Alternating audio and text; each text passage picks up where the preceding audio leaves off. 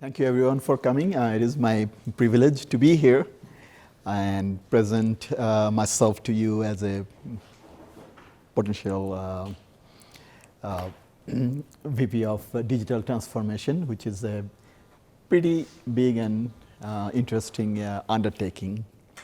So I'll start with the general presentation. I see some very nice green color in the room, but I just did not find anything matching to wear as a green to show the spirit, but I have tried that here, though projection is not showing the right color. Okay, so obviously we are an institution of higher learning, higher education. Our goal is student success at the end of the day, everything that we do. But so much that we do cannot be translated directly to say student success, but they are, right? Custodian taking care of our buildings, gardeners taking care of our lawn, or IT doing many things that may be mundane in the background, but we are all working for the same cause, right? So everything that we do has direct bearing, and if it doesn't, direct or indirect, then we should not be doing it in first place, right? Because that's generally the mission in higher education. So what I'm going to do is I'm going to set some ground understanding for us what digital transformation is, because it can be defined various different ways, and then talk through some of the potentials for us.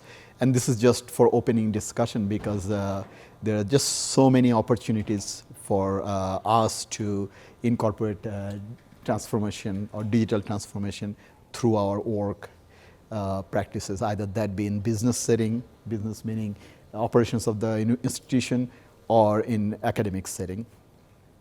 Okay. So what is digital transformation? So it's not necessarily a definition that I'm presenting here. It could be any of these pieces here, right? Integration of digital technology into business areas.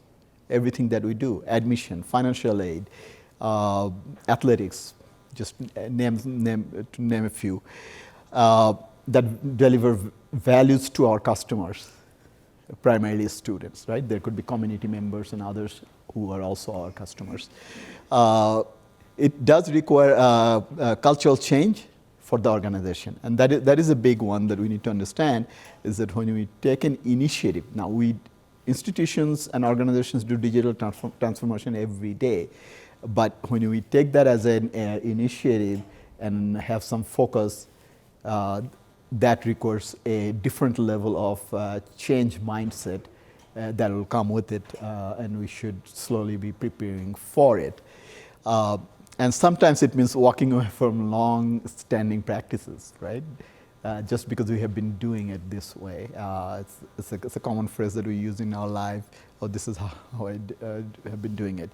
But the idea is to look into all of those practices and see if, what opportunities do we have in transforming that particular service that will impact students' success in some fashion. Even if it means that we're just saving a couple of hours by moving that process to somewhere else. Well, that couple of hours by that staff, who may not be a student-facing person, can be utilized somewhere else, or $2,000 in cost savings in some fashion. That $2,000 can be used elsewhere where we need that money to help support. Maybe a building needs another custodian, for example. Not all, or any kind of position in that matter. Okay, so the goals at UVU. Now, is that an official goal? I don't know, but that's what's in the position advertisement, right? And I believe it has been put together with a lot of thought. So I would think that generally the goals are aligned with that if you're putting something together, right? So because these are the words from it, I'm not going to paraphrase them. At the end of the day, taking the transformation by using technology to be able to transform the practices that we have, and primarily on the business side of the organization, that technology can do well, right? And I've been having some discussion on this with several people, including Dr. Tuminos today. I used an example at Texas A&M Commerce where we looked into the admission process. Where the admission process, they're not open admission school. It is a 4-year institution rather than the one, like your model here in UVU.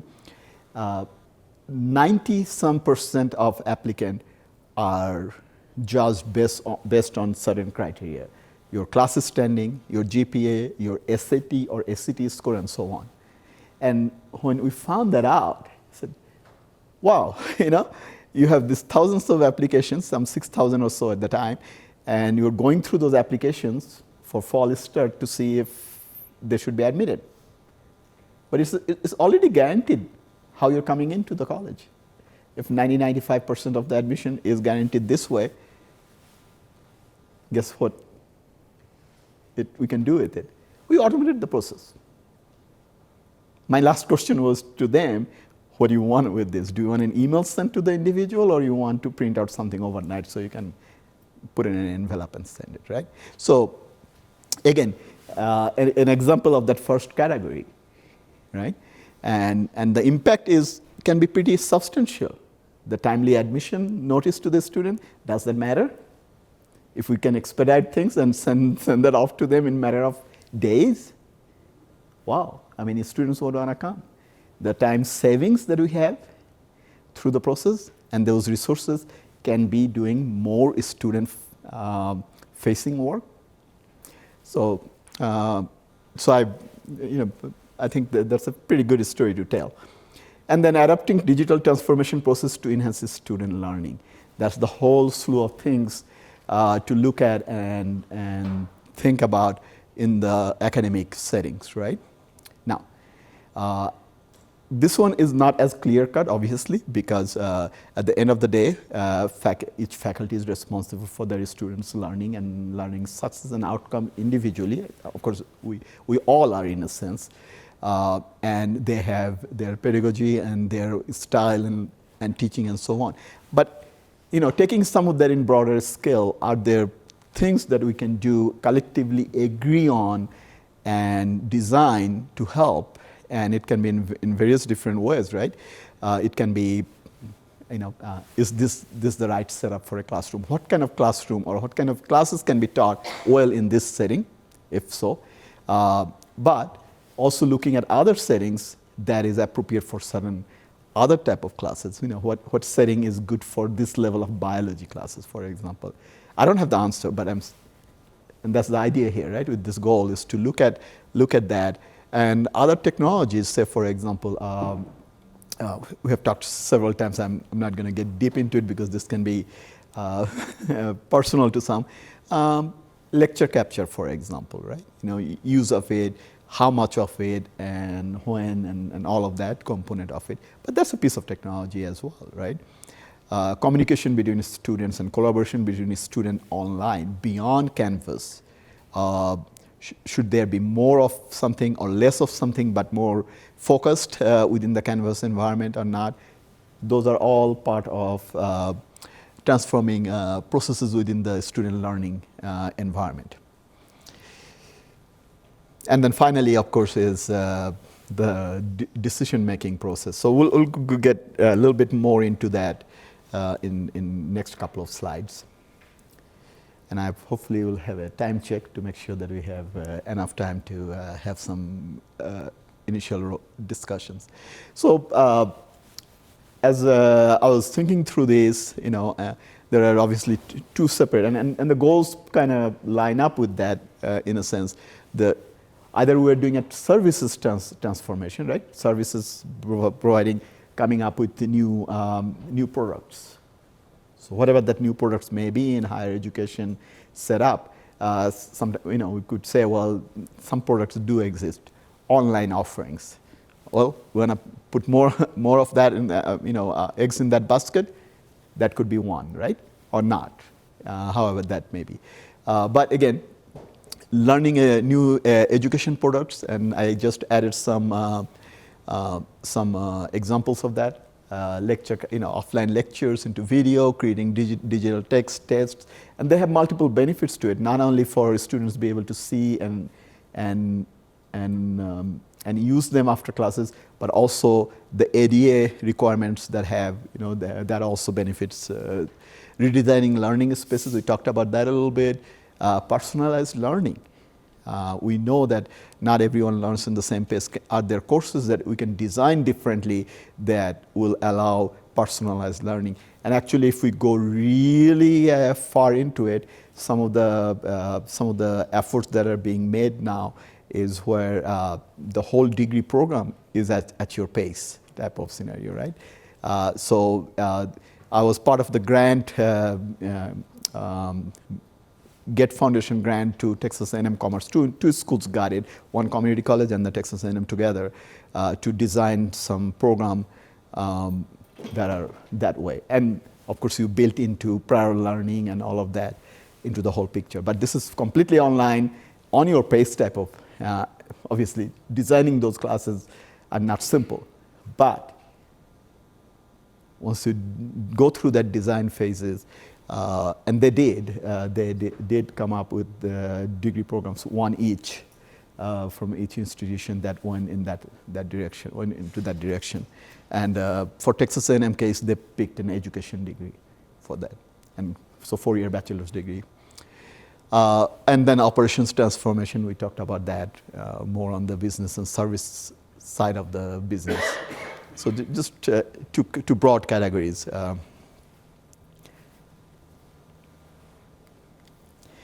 Okay, so more specifically, talking about supporting student success. Again, out of thousands of different examples that we can have, I talked a little bit about 3 things here. Improved learning.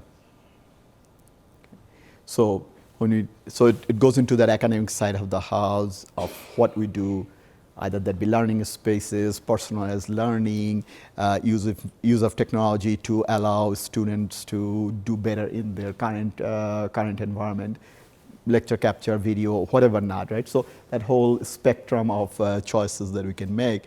And we know that our students are way more technically savvy, and probably many in this room, are very capable of managing their life I'm not sure what the size of an iPhone screen is, but my 18-year-old, and to that matter, his older brother, apparently can manage their life in this device, taking notes, be able to look up their schedule and things in a very small format. Good for them. I'm not there yet. Not going soon with my reading glasses. But again, they are savvy. How are we empowering them? How are we making their means of getting information available to them in their terms, right? So it doesn't mean that we'll have to have one means of doing things, right? I'm not sure if I have this piece, and Dr. Tuminez and I were talking about it, having optimized website, for example, which, by the way, Technology as Your website is mobile optimized. So we'll talk a little bit more about that in next slide. Improved decision making. It goes back to the analytics, and not analytics from IR function perspective, just looking at data and enrollment and historical data, how many students and so on, but deep diving into it. And in my many discussion come up is that at my current institution, Montgomery College, we have been selectively deep diving, especially around the core or fundamental courses that students take the first semester, either that be remedial courses or core classes, especially in math area, and digging into DFWs. And not DFWs as to where they're coming from, why they are not passing it because they did not do something, is that what can we do to tackle that, right? It's not about where they're coming from. Oh, by the way, their high school teachers didn't do their job or whatever. No, it is what can we do, and we found some very interesting data point through this, and the academic affairs and did a redesign of, especially on the math area, where they are not requiring as much of the remedial courses. They have changed some of the courses, saying that, by the way, you don't need this level of algebra to be a major in this subject. Maybe what is important to use is statistics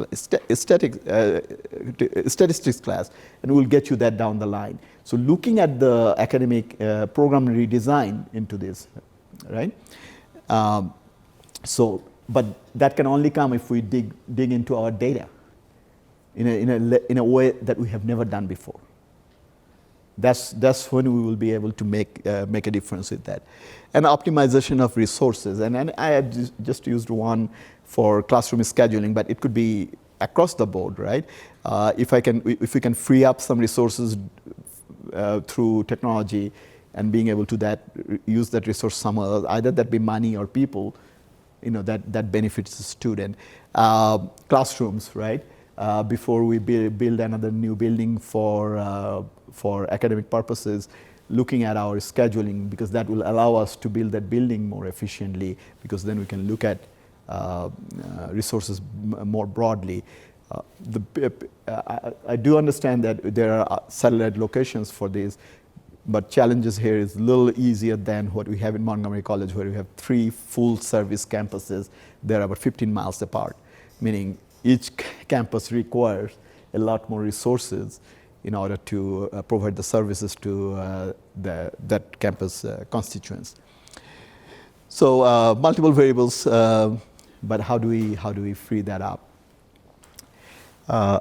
Business process reengineering and automation, similarly, can bring cost savings to us. If not, brings efficiency for us, accuracy for us.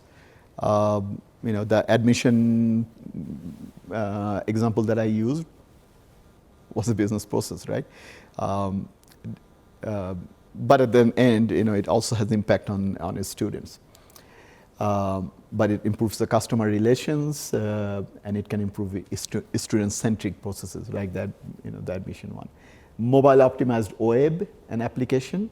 Good news is that you have the technology on the mobile side of the house. Dr. Tuminez was less impressed with the search process for content, so that's a topic that probably will be hearing about from her. She sounded very passionate about it, and for good reason. So the web tool is itself is mobile optimized. It ships up, so that's the good news of it. Now focus is on the content. But on the other hand, the web applications are more difficult to do, right? It's not just choosing one tool. So the question is, what are those applications and how do we optimize for mobile, right?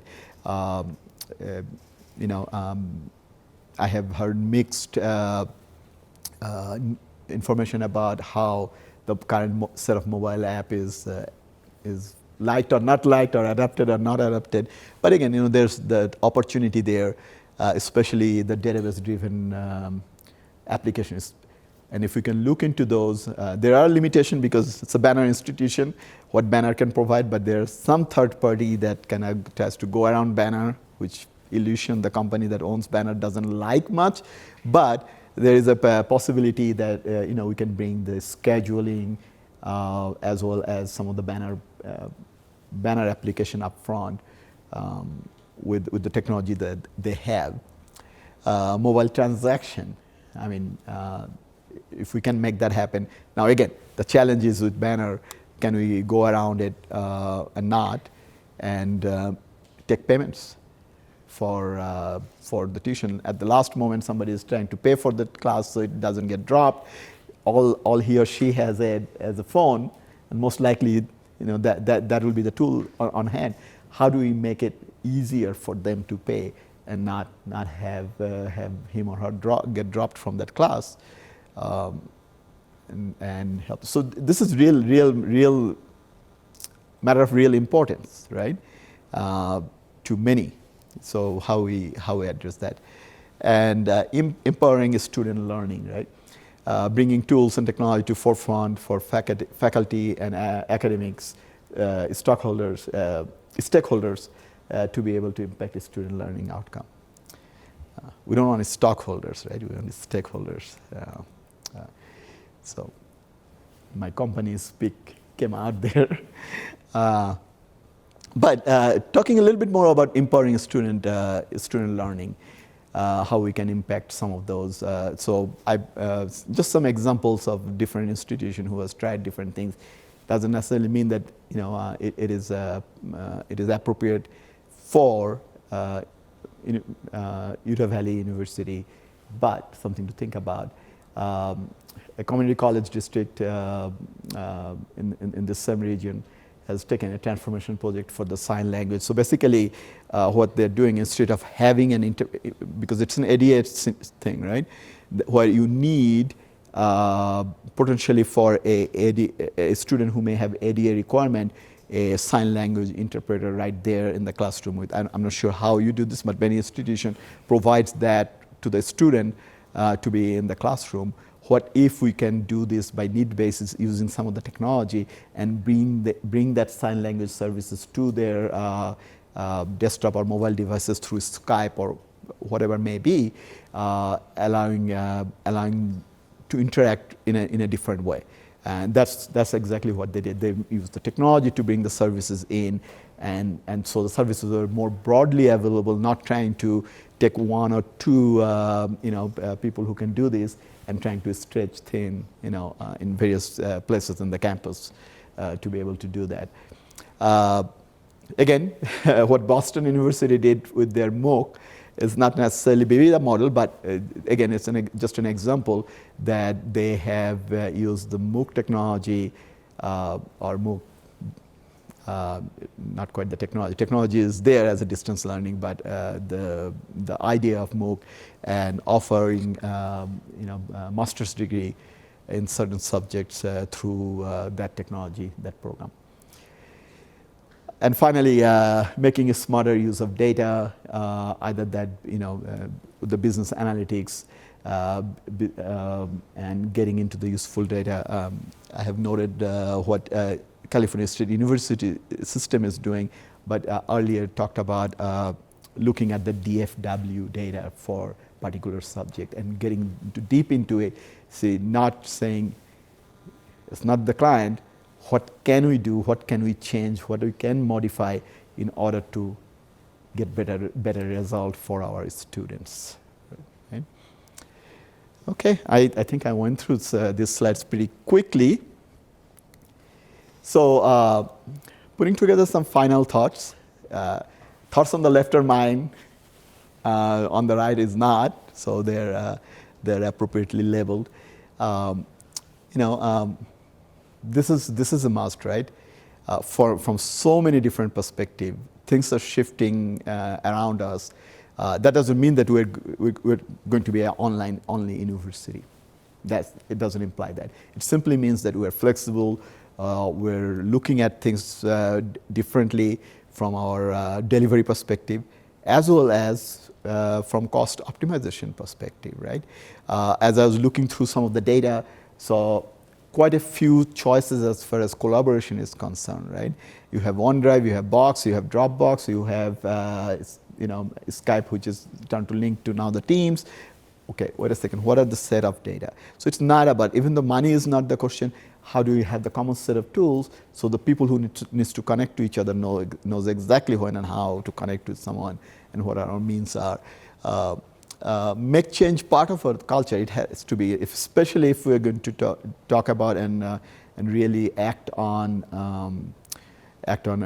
some larger scale digital transformation. So it's either be Anwar here or any of the other candidate taking charge on that.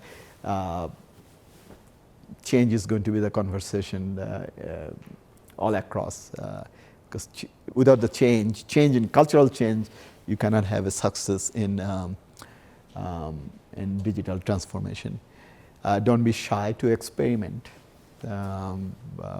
just have to try a few things out. One particular design for a learning space may not work out.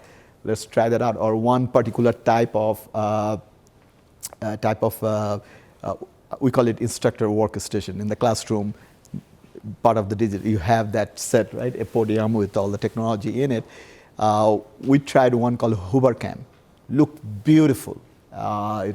Looked very flexible. You can move things around and so on. We put few up there. Faculty stopped using it.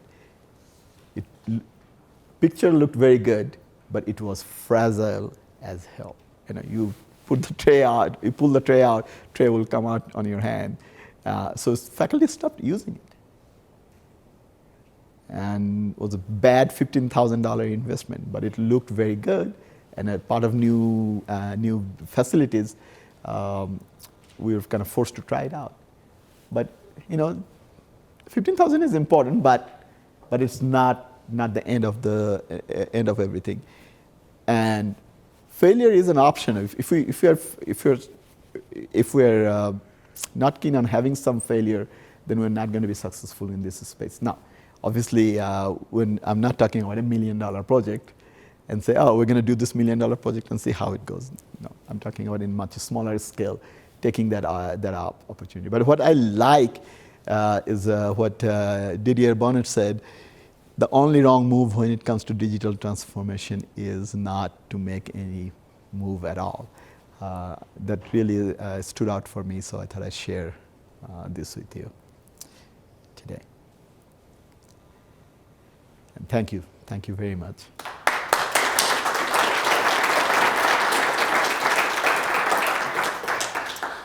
Okay, we'll take some questions.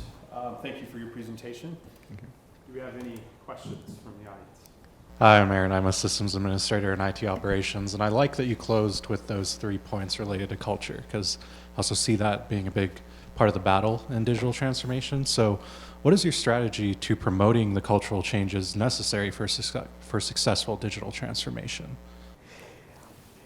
I don't have a single strategy to answer that because, first of all, I'm not part of EVU. I don't know the exact culture that we're in. You take this and ask MIT, change?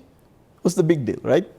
So, generally speaking, so that's one piece. But one thing that I know about culture change is that it's situational. We need to figure out what is it that we're trying to do, where we're trying to make that change, who are the stakeholders, engaging them and bringing them together. Now, first charge belongs to the president, right? She is communicating about the change. This change is coming, and this is the scope of the change. But then, when you get the minutiae of things, we do have to work closely as a group and understand what that change is, right? And making that impact. As part of this job, the VP would also be the CIO of IT organization, right? And making changes within that organization, even though you can call it a closed system. Oh my God, this is my organization. I'm going to make some changes. No, there are changes that still needs to be communicated, discussed, and collaboratively designed, right? So my vision is in this is that is to bring the folks together, right? And many of the change communication may not come from me at all.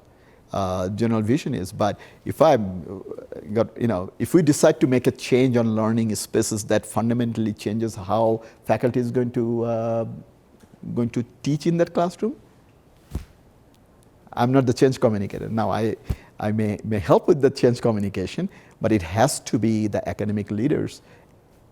And even before we go there, right?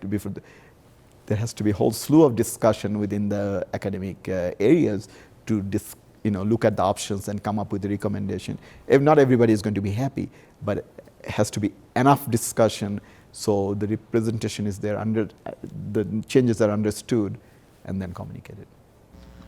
My name is Jeff Johnson. I'm the Director of Institutional Effectiveness Planning and Accreditation Support. You spoke a bit about using analytics to enhance student learning, certainly an area where there's been a lot of press and a lot of promise, as well as a lot of challenges. that come with that. And we know no system is perfect and such. Where would you see the limits to the way analytics can transform our decision making and student learning, and that? What kind of circumstances would you say is beyond what analytics can do for us, and we need to go to different directions? I'll go back to the example that I have put up earlier because I think that's a great scenario. When you looked at the DFW data, well, let me put it this way: IT was fulfilling the request of the faculty who was in charge of looking into those, right? But that individual was in position. It happens to be a dean of mathematics who had the charge for all the mathematics curriculum. He was in position to understand that data, right?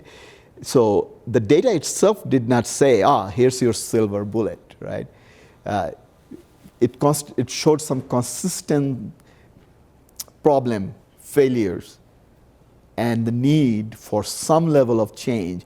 If a student is coming in and has taken the class 3 times and could not pass, and it's not just one student, if the rate is, say, talking about 25-30%, that's a systemic problem, right?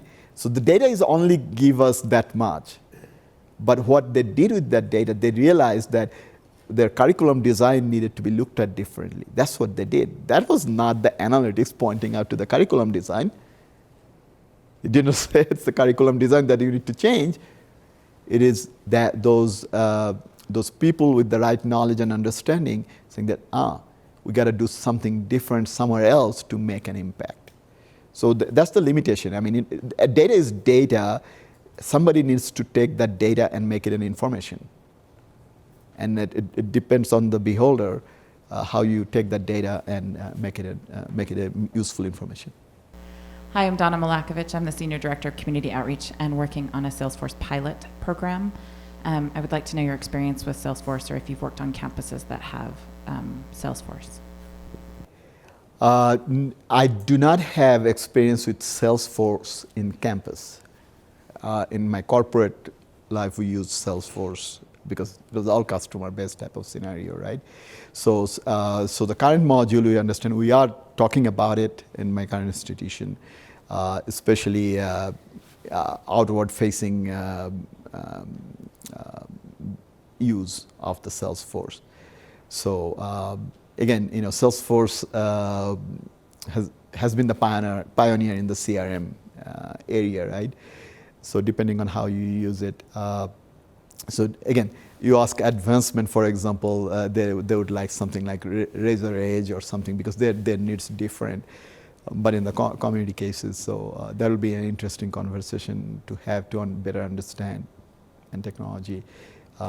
So if that's what's meeting your need, great. How can we help, right? What else you need to infuse the use of that tool? Sorry, I couldn't give you the first-hand experience there.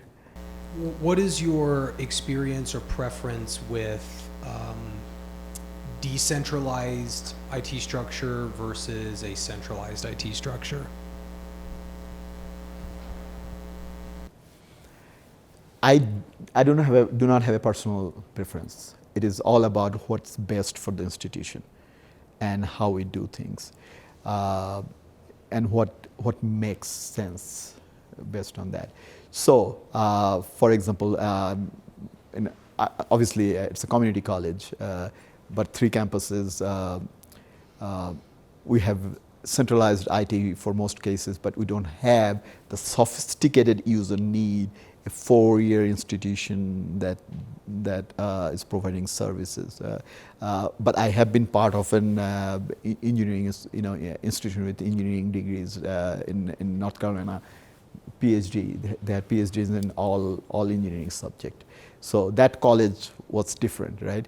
The need for technology and use of that technology, especially in the research space, was different. When you take general IT population, IT support services, and try to use them in both places at the same time, it doesn't work very well, right? Another example I will use is that I worked for a chemical and business B2B business on the chemical side for 10 years. It's an engineering company. And so the research function, some of the engineering research function, they were very specialized. Now, in that particular case, there was a separate IT, as part of IT group that helped. So it really didn't matter. It was just the choice that the organization made at the time. So there are pockets where we'll have to recognize that a group of dedicated IT folks are needed. Now, if we're trying to replicate the admission process in engineering school or another school, that doesn't make sense from, especially what we're trying to achieve here, right? That wouldn't make sense. But which we can cover. They shouldn't have a duplicate process to begin with, right? If we have multiple, canvas, different colleges using different things, that's a resource killer, right? Resource waste for the institution. As an institution, that doesn't make sense. Unless, but there may be some certain tool in certain cases that are very specific the way you do this, right? If you have a medical school, for example, and certain things you do there, that the general education tool will not work. That may be an exception. So I don't have a specific pieces saying, let's consolidate everybody else and now make IT organization from 1 of 5 to 125. The number doesn't tell the story. Number is not what makes an organization effective. So I'm flexible in that as to what works right for UVU. This is a longer one. So as we seek to digitally transform student service interactions and our administrative processes, how do we deliver on the expectations set by technology service companies users are familiar with, such as Amazon, Google, Netflix, Instagram, when we don't have the same resources of these organizations and we're delivering a much different service, even though the medium for that service is still largely technology-based? Where should we focus our efforts? Is it mobile functionality, cross-platform functionality, status information, ease of consumption, molding user behaviors towards organizational goals for the user, regularly improved features, added features, 5 nines availability, or anything else? I'll have a long answer for you. I'll use a quote here and give you a little background here. When I was in the chemical company, we used to have a tool called idea tracker. Basically, all parts of the organization will put in their idea into that system and say, if we do this how will benefit, right? This service will improve, this cost will go down. And all of those ideas would be looked at. There's no exception. And so IT would have their share of pieces. If we do this, and it cannot be just an idea. The idea needs to be vetted, meaning the person who's putting in will collaborate and put it in, saying that this is what it will do, this is what it will take on the resource side, this is what it will save, and so on, right? So one person asked, we have put in these ideas in Idea Tracker that will save us so many millions of dollars. I don't know, what the exact question was. And why are we not pursuing it? The vice president of IT, whose town hall meeting this was, and the question was asked, he said, the reason is we are not an IT company. We're a chemical and industrial gases company. We are not going to invest just because it's going to save money, all of the company resources on IT. Even though it can save money, another $100 million will save $200 million. But we're at the end of the day, it's a chemicals and industrial gases company, right? Similarly, we don't think about in terms of Netflix and Amazon and all those. Those are technology companies that live and die by technology. Technology for us is a means to get to student success, right? So that will start to frame certain things in a different way. And there are conversations happening, and there are few in the room who are the leader of the organization. that even the conversation Dr. Tuminez is that there are all these pieces that we can do, but at the end of the day, there are also resources pieces of it. Can we collectively come to an understanding what that roadmap will look like, right? That doesn't mean that we look into everything operational. Yes, we still need 4 nines, if not 5 nines, for most of our systems that are critical for our operation, right? That has to be done, right? That's keeping the light on, right? We have to do that. But then beyond that, there are a few things that we can do that does not take a whole lot of issues. If we have 3 or 4 different applications in terms of collaboration, why do we have it? Who has sanctioned it? And that's a policy discussion. That's not necessarily resource discussion. The policy discussion we can have without spending a lot of resources behind it, especially money, and decide and say, this is what we're going to be. I don't know what that answer is, but we need to, because this question did come up from Dr. Timonez as well. I see all these tools, what it is. No, and we're actually going through the same at my current institution, where we're shutting down. Now, it may sound broad, it may not be as broad. Just because 2 or 3 people using Box doesn't mean that institution has adopted Box, right? That's our case in Montgomery College. We'll have to see what's here. So we whittle it down to the pieces that matters, and then look at, I'm already talking about this. I've been talking from the very first time I've been here, is that what is our strategy roadmap looks like, right? Not the little one, in big picture format, right? So we'll have to, as an institution, come together and define and develop that, and see what and marry it up with resources that we have to see why we're going to go, right? I know that Dr. Tuminez is not going to be patient, because she said so, right? But I think we can still do a lot of things if we get to work. And some of the pieces are maybe already in the works, right? So we'll just have to see that. Thank you. We have time for one more question. There is one? No. Okay. Thank you all. Thank you very much. Thank you.